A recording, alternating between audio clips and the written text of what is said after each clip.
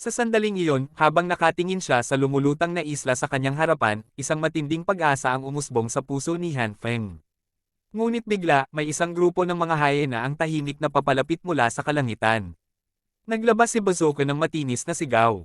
Agad naging alerto si Han Feng at mabilis na inutusan ng lahat na maghanda sa laban. Kasabay nito, umikot ang buong grupo sa paligid ng Salt Lake. Lahat ay agad sumunod sa utos, mahigpit na hinawakan ang kanilang mga sandata, handang lumaban anumang oras. Mahigit 20 hyena ang patuloy na sumusunod, nakatitig sa kanila, handang umatake. Ngunit may kaunting pag-aalinlangan din ang mga ito, dahil dati, tuwing aatake sila sa mga tao, sumasadyap ang mga agila mula sa lumulutang na isla. Pinagmamasdan ni Han Feng ang galaw ng mga hyena habang tinatanong ang gabay. Bukod sa mga ito, may iba pa bang mababangges na hayop dito? Bakit wala akong nakikita? Sumagot ang gabay. Bukod sa mga hyena, may grupo rin ng mga hayop na may mahahabang pangil, mga 4 o 5 sila. Pero wala sila rito ngayon. Nagtanong si Dolly. Iyon ba yung parang tigre na may napakahabang pangil, may ikling buntot, at dilaw ang balahibo? Sumagot ang gabay ng seryoso. Oo, sila nga iyon. Kaya nilang pumatay ng tao sa isang hampas lang. Kahit ang mga agila sa langit, baka hindi rin nila kayang talunin ang mga iyon. Pagkarinig nito, nagpasya si Han Feng. Kailangan muna nating ubusin ang mga hyena, saka natin sisiyasatin ang paligid. Agad siyang kumilos at planyana ang grupo ng hyena mula sa layong mga 60 metro. Tumama ang kanyang palaso sa ulo ng isang malaking hyena. Ngunit dahil marahil matigas ang bungo nito o mali ang anggulo, dumaplis lamang ang palaso at bumaon sa balat ng ulo. Nagwala sa sakit ang hyena at sumugod patungo sa kanya. Mabuti na lang at mabilis si Bazooka, bumulusok ito mula sa langit at tinamaan ang hyena gamit ang mga kuko, nag-iwan ng malalalim na sugat sa leeg nito. Mabilis na panyana muli ni Han Feng ang hayop, ngayong pagkakataon, tinutok niya sa dibdib kung saan naroon ang puso at baga. Sumipol ang palaso sa hangin at tumama diretso sa dibdib ng hyena. Agad itong bumagsak at namatay. Pinagalaw niya si Washan at patuloy silang umikot sa paligid ng mga hyena, pinananatili ang distansyang humigit kumulang 100 metro. Sunod-sunod na panyana ang grupo, at 2 pang hyena ang agad na bumagsak. Nakakagulat, ang mga hyena ay nag-away-away para sa mga bangkay ng kanilang kasama. Habang abala ang mga ito, muli silang panyana ni Han Feng mula sa layong 80 hanggang 70 metro, at 2 pang hyena ang napatay. Lalong naging magulo ang grupo ng hyena. Pagkakita nito, agad nag-utos si Han Feng. Ngayon na ang tamang pagkakataon, umatake na. Kasabay nito, bumulusok si Bazooka mula sa langit, hinablot ang isang hyena at dinala ito sa lumulutang na isla, inihulog sa harap ng pinunong agila. Tiningnan ni Rue ang bangkay na puno ng mga palaso, nagtataka.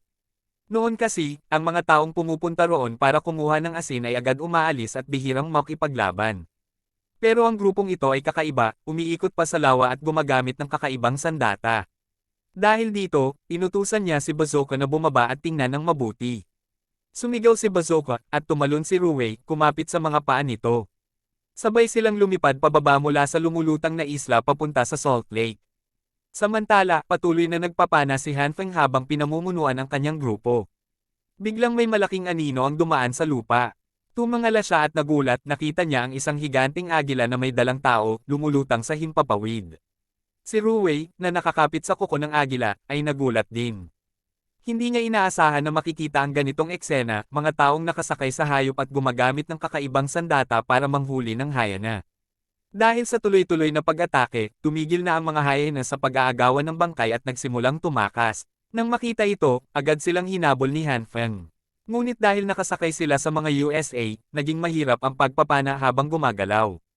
Maraming beses na pamalya ang kanilang mga tira, kaya nasayang din ang ilang pana. Nang makita ni Han Feng na malapit nang makatakas ang grupo ng mga hyena, agad niyang inutusan na itigil ang paghabol at pinangunahan ang grupo pabalik sa Salt Lake. Habang nasa daan, hindi niya nakalimutang pulutin ang mga panang sumablay. Hindi pa sila nakakalayo ay nakasalubong nila si Rui malapit sa Salt Lake.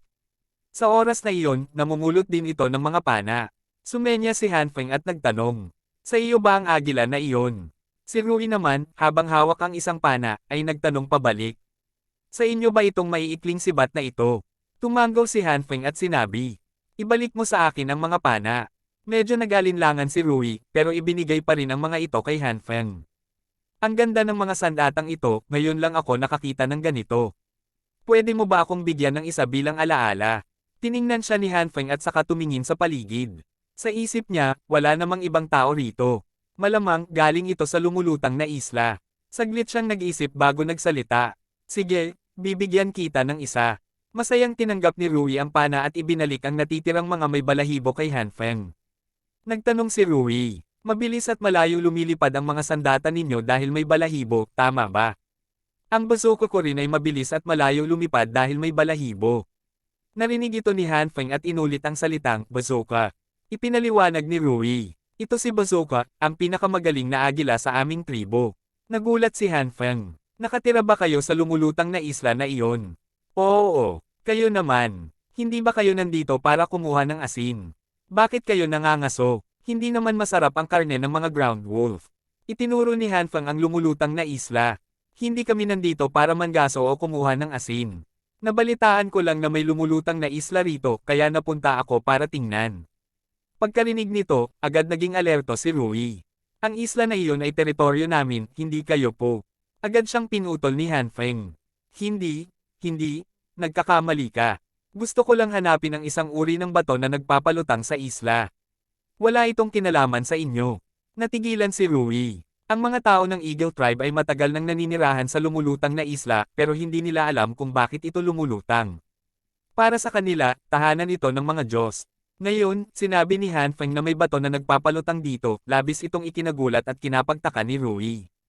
Nang makita ito, pinangunahan ni Hanfeng ang grupo upang maghanap sa paligid. Sumunod sina Dali at ang iba pa, sakay ng kanilang mga USA. Si Rui naman, leader ng Eagle Tribe, ay pinapalipad si Bazooka sa himpapawid para magmasid habang nananatiling malapit kay Hanfeng. Hindi nagtagal, may natuklasan si Hanfeng na kakaiba. Sa isang malaking batong maputi sa tabi ng lawa, maingat niyang kinayod ang patong ng asin sa ibabaw. Lumitaw ang isang kalansay ng isda na parang sawfish ang hugis. Malinaw na ito ay isang fossil. Ngunit ang isang nilalang dagat na lumitaw sa lupa ay nakapagtataka. Tahimik siyang nagkwenta sa isip, marahil noon, ang lugar na ito ay nasa ilalim ng dagat, at kalaunan ay umangat. Kaya naman napakaraming asin sa lupa rito. Ipinaliliwanag din nito kung paano nabuo ang Salt Lake. Pero ang hinahanap niyang minahan ng bakal ay wala pa ring bakas. Si Rui, na nakatayo sa tabi, ay napansin si Hanfeng na nakatitig sa bato at nagtanong. Ito ba ang batong nagpapalutang sa isla? Umiling si Hanfeng. Hindi ito iyon. Tumayo siya at nagpatuloy sa paghahanap. Ang pangunahing sangkap ng magnetite ay iron oxide.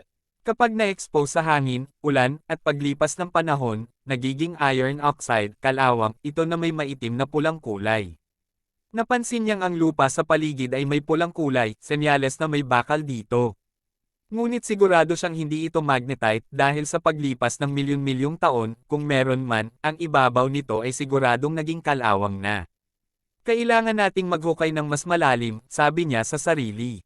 Pumili siya ng lugar na maitim ang pulang lupa at nagsimulang maghukay gamit ang punyal at sibat. Matigas ang lupa kaya mahirap maghukay. Sa isip niya, napamura siya. Kapag nakakita ako ng bakal, gagawa talaga ako ng pala. Naalala niya ang military shovel sa dati niyang buhay, napakakapakipakinabang noon. Nang makita ni Dali na naghuhukay siya, kumuha ito ng tansong palakol at tumulong. Magkasama silang naghirap sa paghuhukay hanggang sa makagawa ng hukay na may 1 metrong lapad. Natanggal na ang pulang lupa sa ibabaw, at lumitaw ang isang maputing bato na may bahagyang dilaw na kulay. Wala itong ugat at wala ring makintab na anyo. Alam ni Hanfeng na ang puting batong may makintab na anyo malapit sa Salt Lake ay karaniwang soda stone, pero hindi ito iyon. Ito ay saltpeter rock na kasama ng iron ore. Kumuha siya ng isang mapusyaw na dilaw na bato, naghukay ng maliit na hukay sa tabi ng lawa, nilagyan ng tubig, at inihulog ang bato. Agad itong natunaw. Umangat ang puting usok, at nagkaroon ng parang yelo o hamog sa ibabaw. Ito ang epekto ng saltpeter, nakakapagpalamig. Kahit hindi niya nahanap ang magnetite, natuwa pa rin siya. Ibig sabihin, may materyales na tayo para gumawa ng pampasabog, isip niya. Hindi na magkukulang ang kanilang tribo sa mga materyales. Marami pa siyang pwedeng gawin gamit ito. Nagtanong si Dali, Pinuno, hindi ito yung bakal na sinasabi mo, di ba? Bakit natutunaw agad sa tubig? At bakit lumamig ang tubig? Ipinaliwanag ni Hanfeng. Ito ay saltpeter. Nakita mo na ito noon, yung puting pulbos na pinakuha ko sa mga babae noong unang bahagi ng Tagsibol. Napakakapakipakinabang nito. Sa susunod, maghukay pa tayo rito. Tandaan mo ang lugar na ito. Ikaw na ang mamumuno sa susunod. Naging seryoso si Dali at maingat na inobserbahan ang paligid, parang inuukit ito sa isip niya. Pagkatapos matukoy na saltpeter ito, ipinagpatuloy nila ang paghuhukay.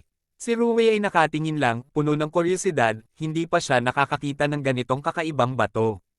Nagpatuloy sila sa paghuhukay hanggang umabot sa mahigit 1 metro ang lalim, ngunit puro saltpeter pa rin. Mukhang napakalaki ng deposito. Napag-isip-isip ni Hanfeng na hindi pwedeng maghukay lang sila sa iisang lugar. Kailangan nilang lumipat. Dinala nila ang kanilang mga sandata at naglakad papunta sa lugar na ilang daang metro ang layo mula sa lawa. Nakakita sila ng lupa na may halong pula at buhangin, at nagsimulang maghukay muli. Mas matigas ang lupa rito, kaya mas mahirap maghukay. Pero sulit ang pagod. Sa pagkakataong ito, nabasag ni Dali ang isang bato gamit ang kanyang palakol. Ang batong iyon ay kasing laki ng kamao ang bato, kulay abo. Mapusyaw ang kulay nito. Agad na pinunasan ni Hanfeng ang alikabok at buhangin sa ibabaw. Pinulot niya ito at tinimbang sa kanyang kamay. Mas mabigat ito kaysa sa karaniwang granat. Sa hiwang bahagi ng bato, makikita ang mga bakas na parang kristal. Sinilip niya ito sa ilalim ng sikat ng araw. Bahagya itong kumikislap na may mahinang kinang ng metal na parang natatakpan ng manipis na patong ng abong buhangin. Ipinaliwanag ni Hanfeng. Ito na iyon. Ito ang batong hinahanap natin. Isa itong lodestone. Nagtaka si Dali at nagsalita. Pinuno, ito ba talaga ang bakal? Pakiramdam ko hindi pa nga ito kasing tigas ng bronze natin. Hinampas ko ito ng palakol at agad itong nabasag. Sigurado ka bang hindi ka nagkakamali? Baka ibang uri lang ito ng bato. Si Ri, na nakatayo sa gilid, ay hindi rin naniwala. Isang maliit na bato lang na ganito ang kayang magpalutang ng isang buong isla. Imposible. Maingat na ipinaliwanag ni Hanfeng. Ito nga iyon. Nababasag mo ito dahil bato pa rin ito. Kaya hindi mataas ang tigas nito. Pero ang matigas na bahagi ay ang bakal na nasa loob nito. Hindi mo ba nakita ang metalikong kinang sa loob ng nabasag na bahagi? Habang nagsasalita, ibinigay niya ang bato kay Dali para masuri ng mabuti. Masusing tiningnan ni Dali. Totoo nga, may kinang na parang metal sa hiwang bahagi ng bato. Biglang may kakaibang nangyari. Nang ibabalik na ni Dali ang 2 piraso ng bato, bahagya niyang niluwagan ang hawak, at kusang umikot ang 2 piraso at biglang dumaikit sa kanyang kamay. Nagulat sina Dali at Ri. Sinabi ni Hanfeng, huwag kayong matakot, hindi ito buhay. Magnetismo ito ng lodestone. Subukan mong baliktaran. Sinunod ni Dali ang utos. Napansin niya na kapag hindi tama ang pagkakaposisyon, hindi nagdidikit ang 2 piraso. May parang hindi nakikitang puwersa na nagtutulak sa kanila palayo sa isa't isa. Kahit pilitin niyang pagdikitin, kapag bahagyang binitawan, agad silang nagkakahiwalay. Pero kapag binaligtad niya ang isang piraso, kusa silang nagdidikit. Naging interesado si Ri at sinubukan din ang bato. Namangha siya sa kakaibang pangyayaring iyon. Sinabi ni Hanfeng, ang batong ito ang dahilan kung bakit lumulutang ang isla. Hindi pa rin maintindihan ni Ri. Ipinatayo ni Hanfeng ang 2 piraso ng bato. Ipagpalagay natin na ang nasa ibaba ay lupa, at ang nasa itaas ay ang lumulutang na isla. Pagkatapos, kumuha siya ng maliit na sanga, hinati ito sa 4, at inilagay sa paligid ng ibabang bato. Ipinatong niya ang 1 piraso sa ibabaw ng 4 na patpat. Hindi ito lumayo, at hindi rin agad dumaikit, parang nakalutang lamang sa gitna. Napanganga sina Dali at Ri. Hindi sila makapaniwala sa kanilang nakikita. Biglang nagtanong si Ri, ikaw ba ay isang mangkukulam? Ginagamit mo ba ang batong ito para magpalutang ng iba pang bagay? Umiling si Hanfeng, hindi. Katulad mo lang ako, isa akong pinuno. Ang aming tribo ay ang Han Tribe. Marami kami. Nandito kami para hanapin ang ganitong uri ng bato para sa paggawa ng metal. Kapag may metal na kami, makakagawa kami ng armas, kagamitan, at mga palamuti. Pagkarinig nito, natuwa si Ri. Pinunuhan, maaari ba kaming makipagpalitan? Kapag tinuruan mo kami kung paano tunawin ang metal, magmimina kami ng asin at ipapadala ito sa inyo. Umiling si Hanfeng. Hindi ko kailangan. Hindi kami kulang sa asin. May iba kaming pinanggagalingan, at mas maganda pa kaysa rito. Habang sinasabi ito, kumuha siya ng maliit na supot na balat at ipinakita ang laman, purong puting asin, walang halong dumi. Nang makita ito, lalo pang napatigil si Ri. Sa gilid, si Dali ay nakatingin sa Agile ang si Bazooka na lumilipad sa langit, halos naglalaway sa paghanga. Pinuno, baka hindi man kapaki-pakinabang ang agila, pero napakaangas tingnan. Bakit hindi na lang natin ipagpalit ng isa? Tiningnan siya ni Hanfeng ng masama. Alam mo nang wala itong silbi, bakit pa natin kukunin? Nakita ni Ri na ganoon ang usapan ng dalawa, kaya agad siyang nagsalita. Ang mga agila ng aming tribo ay hindi basta-basta ibinibigay sa iba. Pero kapag ibinigay namin ito, ibig sabihin ay magkaibigan na tayo, parang magkapatid. Bukod pa rito, napakalakas ng aming mga agila. Nakakatulong sila sa pangangaso. Ang isang agila ay maaaring mabuhay ng ilang dekada at araw-araw ay nakakakuha ng huli. Alam mo ba kung ilang tao ang kayang pakainin ng isang agila? Paano mo masasabi na wala itong silbi? Narinig ito ni Hanfeng at napaisip. Kung mapapaamo ang mga agila tulad ng mga kalapati na ginagamit sa pagpapadala ng mensahe, magiging napakalaking tulong nito sa tribo. Pero sa kasalukuyan, kakaunti pa lang ang marunong bumasa at sumulat sa Han tribe, kaya mahirap itong ipatupad. Bukod pa roon, maliban sa mga agila, wala namang ibang mahalagang maibibigay ang Eagle Tribe. Kung maging kakampi man sila, ayos lang. Kung hindi rin, wala namang malaking epekto. Dahil dito, muli niyang tinanggihan ang alok ni Ri. Hindi ko pa rin maibibigay ang kaalamang iyon. At kahit sabihin ko pa, wala rin itong silbi sa inyo. Napakahirap ng proseso ng paggawa ng metal. Pero sasabihin ko ito, ang paraan ay ilagay ang batong iyon sa apoy at painitan upang maihiwalay ang metal mula sa bato. Pero kailangan nito ng napakaraming kahoy. Kahit putulin ninyo ang lahat ng puno sa lumulutang na isla, hindi pa rin iyon sapat para makagawa ng metal. Nang marinig ito ni Ri, medyo nadismaya siya. Ganoon pala, ibig sabihin, ang mga nakatira lang sa lupa ang kayang gumawa ng metal. Tumango si Hanfeng. Tama. Kahit malaki ang inyong lumulutang na isla, limitado pa rin ang mga likas na yaman. Sa huli, kung gusto ninyong lumakas ang Eagle Tribe, kailangan ninyong umalis sa isla at tumira sa lupa. Narinig ito ni Ri at nakaramdam si Ri ng pag-aalinlangan. Naisip niya ang problema ng kanilang tribo sa tubig. Ang kanilang pang-araw-araw na paggamit ng tubig ay umaasa lamang sa natutunaw na nyebe tuwing taglamig, nakaimbak na tubig ulan, at tubig na nabubuo mula sa singaw ng Salt Lake. Napakakaunti ng pinagkukunan ng tubig, kaya talagang nahahadlangan ang kanilang pag-unlad. Matagal na niyang iniisip na dalhin ang kanyang tribo pababa mula sa lumulutang na isla, ngunit nag-aalala siya na baka hindi sila makapag-adjust. Ayaw din niyang iwan ang kanilang mga agila. Pagkatapos mag-atubili sandali, sinabi ni Ri kay Hanfeng. Pinunuhan, maaari ba kitang imbitahan sa aming tribo bilang panauhin? Magalang na tumanggi si Hanfeng. Hindi na. Matagal na akong wala sa aming tribo. Naghihintay na ang aking mga tao na bumalik ako. Medyo nadismaya si Ri, pero hindi pa rin sumuko. Kung ganoon, kapag aalis na kayo, babalik pa ba kayo rito? Sumagot si Hanfeng. Oo naman. Magpapadala kami ng mga tao rito para magmina ng bato. Babalik sila rito agad. Pero kami, aalis na bukas ng umaga. Nang marinig ito ni Ri, agad siyang naliwanagan. Bukas, maaari ba akong sumama sa inyo papunta sa Han Tribe? Gusto kong matutunan kung paano mamuhay sa lupa. Nang marinig ito ni Hanfeng, lihim siyang natuwa. Magandang pagkakataon ito para makuha ang loob ng Eagle Tribe.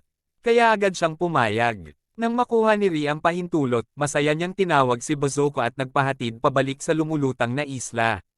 Kailangan niyang magbigay ng utos sa kanyang tribo at ayusin ang mga gawain habang siya ay mawawala ng ilang araw. Samantala, hindi rin nagpahinga ang grupo ni Hanfeng.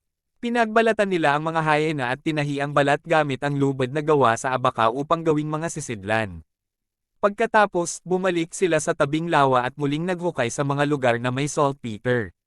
Sa pagkakataong ito, nagdala sila ng ilang saltpeter pabalik upang matugunan ang kakulangan ng hilaw na materyales para sa nitric acid ng Han Tribe. Para naman sa bakal, ilang piraso lamang ang kanilang dinala.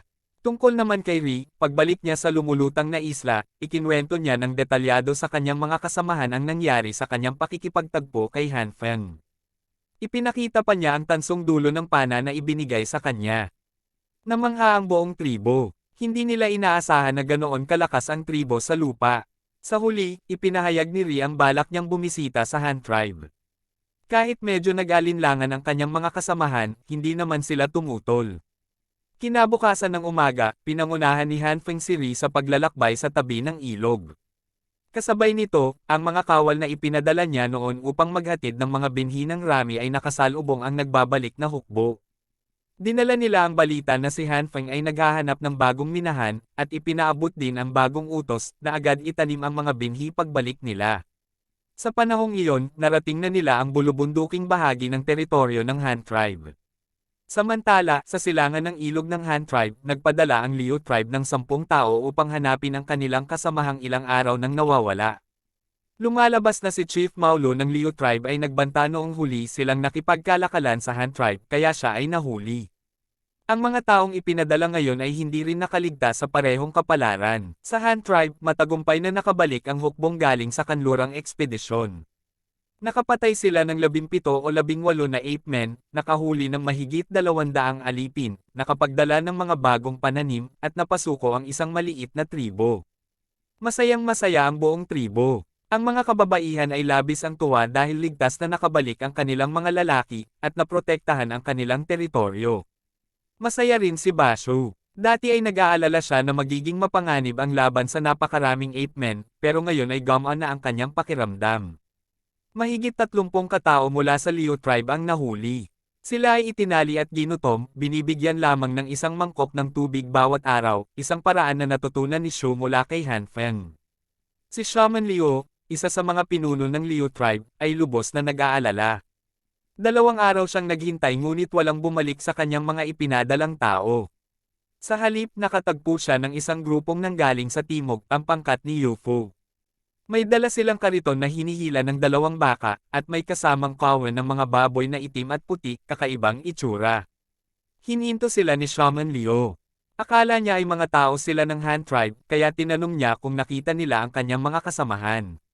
Sumagot si Yufu na sila ay kaibigan lamang ng Han Tribe, at ang mga dala nila ay galing sa pakikipagkalakalan. Humingi ng tulong si Shaman Liu kay Yufu upang hanapin ang kanyang mga kasamahan. Sa simula, humingi muna si Yufu ng 5 balat ng hayop bago siya pumayag tumulong. Pagkatapos magbigay si Shaman Liu ng 2 balat bilang paunang bayad, saka lamang siya pumayag.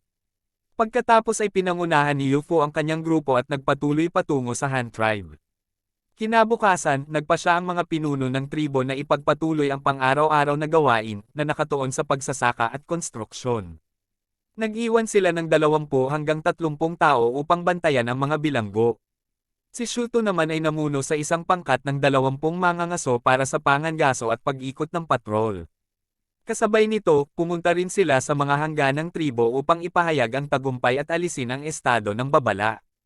Mahigit 100 katao sa logging team ang nagtungo sa kanlurang kagubatan upang magputol ng mga puno. Ang mga kababaihan ay lumabas upang mangalap ng pagkain at materyales sa paggawa. Ang construction team ay pansamantalang huminto sa pagtatayo ng mga bahay at nagsimulang mag-araro ng mga bukirin at magtanim ng ikalawang ani ng basang palay. Sa ikatlong araw matapos bumalik ang hukbo, lahat ay sumunod sa ilog at narating ang madilim na kagubatan. Natuwa si Han Feng dahil ang ilog na ito ay konektado sa ilog ng Han Tribe, sa hinaharap, magiging mas madali ang paglalakbay. Isang araw na lang na paglalakad ay makakabalik na sila sa Han Tribe. Sa hapon ding iyon, si Yufu na 2 buwan nang nag-e-explore ay dumating sa tulay na kahoy sa silangan ng Han Tribe, dala ang 56 na batik-batik na baboy. Ngunit may naging problema, walang railings ang tulay kaya madaling mahulog ang mga baboy. Buti na lang, tinulungan sila ng isang pangkat ng kababaihan mula sa fishing team, at naipasa nila ng maayos ang mga baboy sa kabilang pampang ng ilog. Nang mabalitaan ito, agad na tumakbo si Shu papunta sa tulay. Nang makita niyang nagdala si Yufu ng napakaraming batik-batik na baboy, labis siyang natuwa. Sinabi ni Yufu na ang mga baboy na ito ay nakuha mula sa Liu Tribe kapalit ng puting asin at mga palayok. May kasama rin siyang 10 kabataang babae na eksperto sa pag-aalaga ng baboy. Bukod dito, nagdala rin siya ng mga buto ng 2 uri ng pananim, isang baging na may malalaking bulaklak, at isang halaman na may malalapad na dahon at bilugang ugat sa ilalim ng lupa. Naubos nila ang mga halaman na may malalapad na dahon at bilugang ugat para pakainin ang mga baboy. Ang natira na lang ay ang mga buto. Tinanong ni Dasho si Yufu kung anong gantimpala ang gusto niya. Sabi ni Yufu, gusto niya ng isang bahay sa Han Tribe. Nais daw niyang patirahin ang kanyang mga kasamahan doon habang taglamig pero ayaw niyang tuluyang sumapi sa Han Tribe. Sabi ni Dasho, hindi niya ito kayang desisyonan at kailangang hintayin muna ang pagbabalik ni Han Feng. Tumango si Yufu at sinabi sa kanyang mga kasamahan na pansamantalang manatili roon habang siya ay pumunta sa matatanda upang tingnan ang mga bahay ng Han Tribe. Kinabukasan, bandang alas 8 o alas 9 ng umaga, nakita na rin ng lahat ang tulay na kahoy ng Han Tribe. Masiglang sumigaw sina Robao at Wei Shan, sa wakas, nasa bahay na tayo. Narinig ng mga babae ng kanilang tribo ang sigaw ng mga mamamant at nalaman nilang bumalik na ang leader. Lahat ay tuwang-tuwa. Lumipad din si Bazooka sa himpapawid at sa wakas ay dumapo sa isang sinag ng bubong na hindi pa tapos. Si Subing ay sumakay kay Bonbon habang tumatakbo papalapit, kasunod ang ilang lamaking lobo. Tiningnan nila si Bazooka at tumahol, oo. Nang makita si Subing, hinaplos ni Han Feng ang ulo ng bata at tinanong kung na-miss niya siya.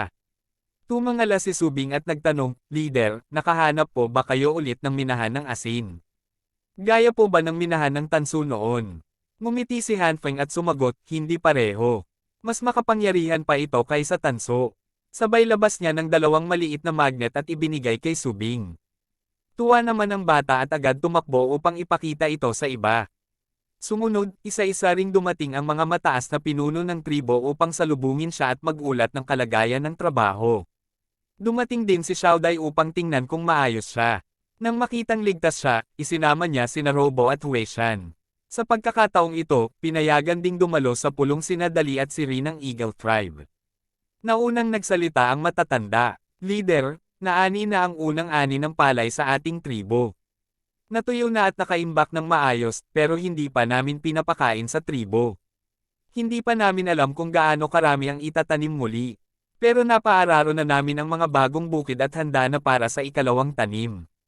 Sa kanlurang damuhan, mahigit 10 ektarya na ang nalinang. Sumingit din ang Rat Shaman. Ang pagsasaka ang dapat unahin. Ang iba ay pwedeng ipagpaliban. Agad namang nag-utos si Han Feng. Kayo, ipababad ninyo ang mga buto ng Rai. Mga 17 beses ng dami ng nauna ang tama. Ilubog sa tubig, itapon ang lulutang, at ilagay sa malamig na lugar sa likod ng pader ng lungsod. Huwag na huwag ilalagay sa araw. Nagpatuloy si Big Rat. Habang pauwi kami, wala namang malalang panganib. Ilang beses nagtangkang tumakas ang mga bilanggo pero nahuli namin agad. Ngayon, may mga kawal na nakarotate sa pagbabantay sa kanila. Isang mangkok ng tubig araw-araw at isang pagkain tuwing 3 araw. Ngayon, halos wala na silang lakas para lumaban. Ngumiti si Han Feng at tinapik ang balikat niya. Magaling. Panatilihin muna sila. Sa mga susunod na araw, bibigyan ko sila ng gawain. Nagulat din si Dashu. Noong araw ng pagbalik ko, nakasalubong ko ang Lee Tribe na nagtitinda ng oil plants. Sinabi ni Chief Malo na gusto nilang ipagpalit ang kanilang tanso sa ating mga bagay. Hindi pumayag ang matatanda at Rat Shaman, kaya nagbanta sila na susunugin ang kagubatan ng oil trees. Nagalit ang matatanda, at sa pag-uwi ko, nagkasagupaan kami. Pinatay ko si Malo, at nahuli rin ang mga kasama niya. Pagkatapos, nagpadala pa sila ng 10 tao para maghanap pero nahuli rin namin. Ngayon, ang tanong, laban ba tayo, o hindi? Mangyaring magpas siya. Nang marinig ito ni Leader Han Feng, dumilim ang kanyang mukha. Pinapakita ng mga ito na para bang wala ang Han Tribe. Wala ako sa lugar, pero naglakas loob pa silang magpunta sa aming pinto para manggulo. Tama ang ginawa ninyo sa bagay na ito. Dahil naglakas loob silang manggulo, kailangan nating tumugon bukas. Big Rat, pangunahan mo ang 200 mandirigma para palibutan ang Lee Tribe. Pilitin silang sumuko at sumapi sa Han Tribe. Kung hindi sila papayag, patayin sila. Isama mo rin ang mga taong nabili natin mula sa Lee Tribe noong nakaraang taon. Sabihin mo sa kanila na hikayatin ang kanilang mga kasamahan na sumuko kapag dumating ang oras. Kung hindi pa rin sila papayag, huwag nila akong sisihin kung wala akong ibigay na pagkakataon para mabuhay sila. Big Rat, ikaw mismo ang mamahala sa bagay na ito. Subukan mong pilitin silang sumuko at dalhin ang pinakamaraming tao hanggat maaari. Nagpatuloy si Dashu. May isa pang magandang balita. Kahapon, bumalik ang U-Tribe mula sa silangan. Nakakita sila ng isang tribo na marunong mag-alaga ng hayop gamit ang ating puting asin at mga palayok. Nakipagpalit sila ng ilang dosenang bik. Kahit hindi pa sila pwedeng gamitin sa trabaho, pwede silang alagaan para sa karne, at magagamit din ang kanilang balat para gawing sapatos. May 50 lahat at 6 dito ay mga adulto, kasama ang isang inahing baboy na buntis. Si Yufu rin ay nakipagpalit ng 10 kabataang babae mula sa tribong iyon na eksperto sa pag-aalaga ng baboy. Pansamantala kung ikinulong ang mga baboy sa kulungan ng hayop. Kung paano sila aalagaan ay kailangang ikaw ang mag-ayos, leader. May dala rin si Yufu na 2 uri ng buto ng pananim. Isa ay baging na may malalaking bulaklak na itinatanim sa paso, narinig ko na pagkain daw ito ng baboy. Ang isa naman ay halamang may bilugang ugat at malalaking dahon, pero sabi ni Yufu, ginamit nila ito bilang pakain sa mga baboy habang nasa biyahe. Ngayon, ang mga buto na lang ang natira. Nang marinig ito, masayang sinabi ni Han Feng. Magandang balita ito. Mamaya, kailangan ko itong